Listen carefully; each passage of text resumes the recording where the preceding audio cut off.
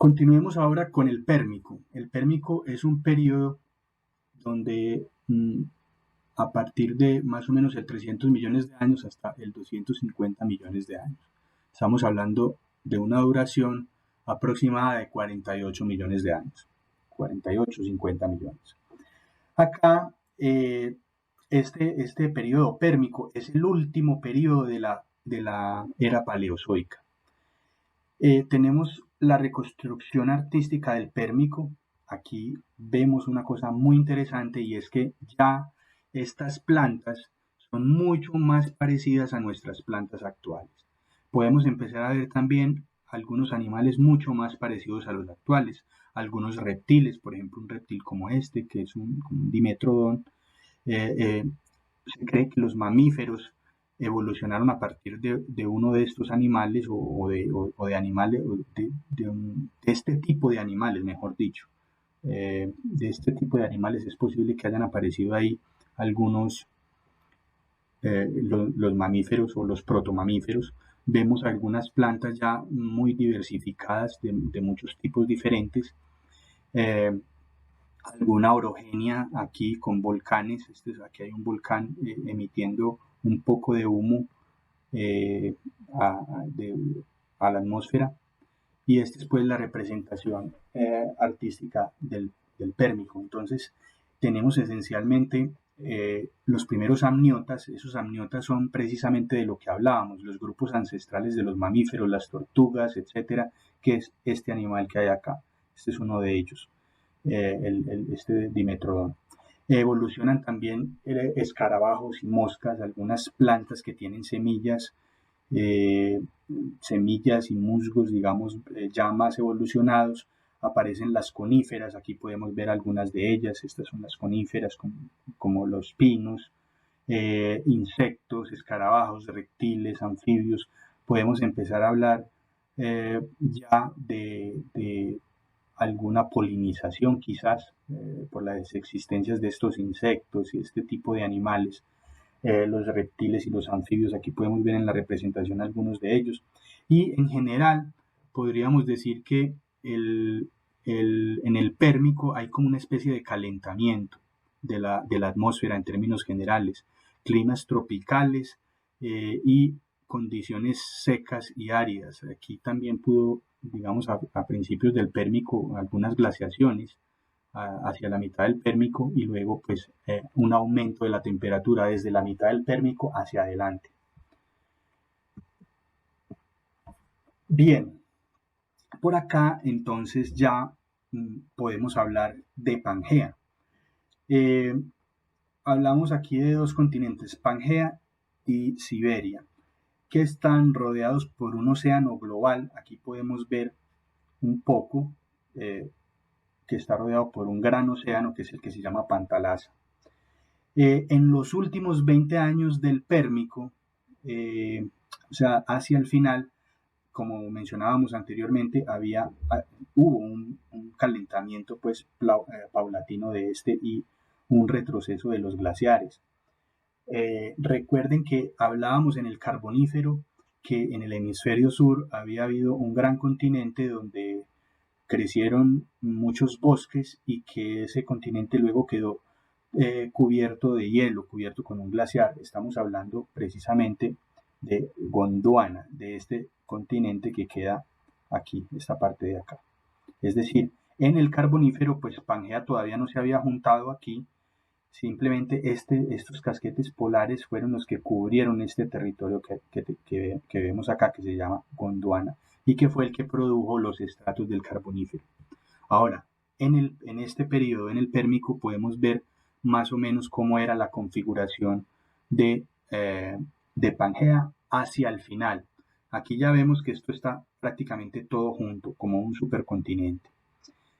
Esto tiene varias cosas interesantes, y es que eh, generalmente aquí podemos ver el glaciar que correspondería al polo sur. Eh, Podemos ver también que al estar juntos todas estas masas de tierra, pues entonces es más fácil para los animales que viven ahí poblar todo ese territorio, moverse a través de todo ese territorio. Es por eso que los dinosaurios que van a aparecer ahora, ya en pocos minutos, hablando en minutos geológicos, dentro de unos cuantos millones de años, pues van a poblar prácticamente todo el planeta, precisamente porque se encuentra todo conectado. Este gran océano Pantalasa es toda, rodea toda esta gran masa de tierra y hay unos pequeños océanos, digamos, en la parte norte, en la parte, digamos, del Ecuador hacia el norte, está el océano Paleotetis, ¿cierto? Hacia la parte oriental de Pangea y otro océano que se llama Tetis en la parte oriental de Gondwana. De aquí es donde de este gran supercontinente es desde donde va a surgir la configuración actual de los continentes. Ya lo vamos a ver un poco más adelante. Esta parte de acá, la parte norte, es una parte de este supercontinente que se conoce como Siberia. Este Siberia más adelante va a dar lugar a una buena parte de Asia. Lo que conocemos hoy como Rusia y todo eso es esta parte que hoy se llama Siberia. Ese Asia va a estar formado por este pedazo y otros pedazos que se van a unir posteriormente. Bien, prácticamente la era paleozoica termina con una gran extinción que se conoce como la extinción del Pérmico-Triásico. Es decir, aquí en este punto, cuando termina el Pérmico, termina como una gran extinción. Es una de las mayores extinciones en la historia de la Tierra.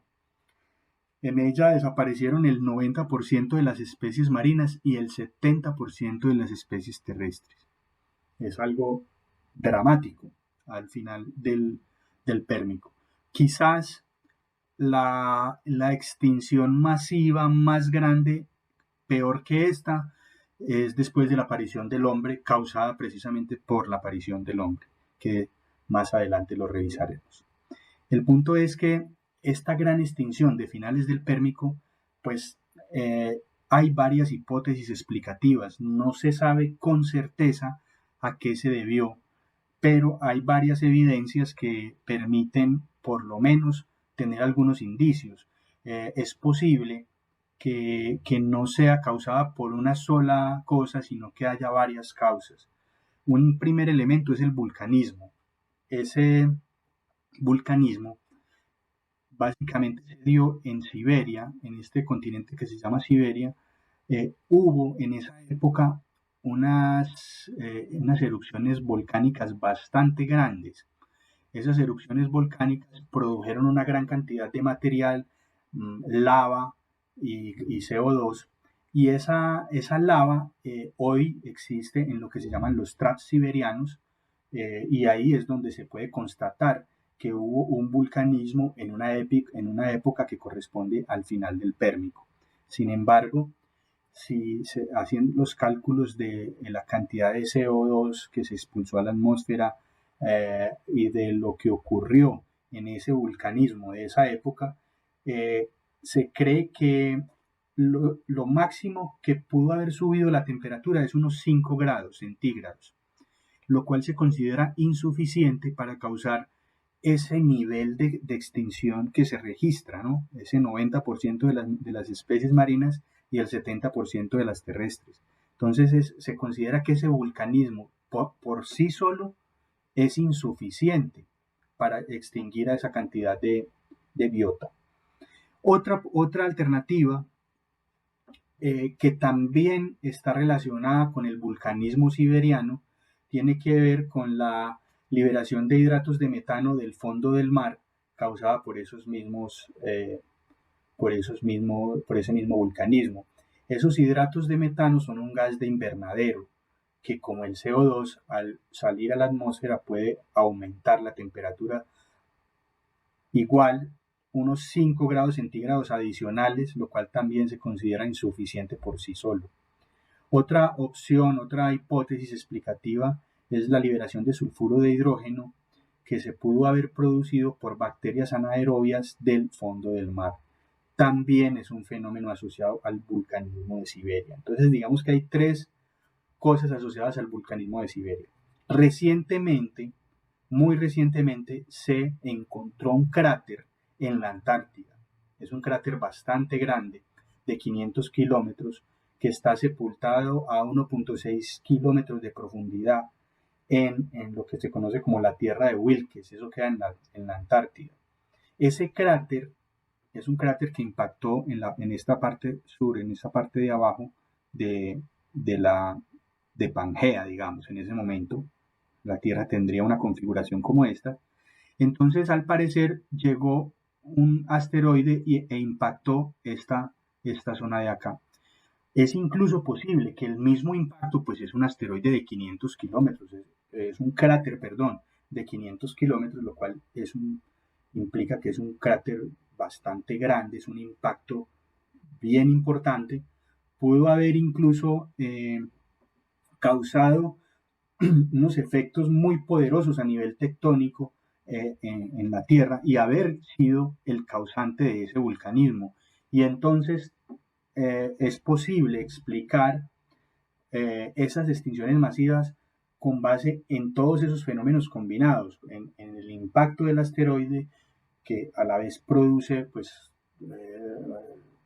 una gran cantidad de ceniza, de CO2, de fenómenos de diferentes tipos y a la vez pudo haber causado el vulcanismo de Siberia que a su vez aportó una serie de materiales y una serie de aspectos a la atmósfera que terminaron causando la extinción de toda esa cantidad de vida que había a finales del Pérmico.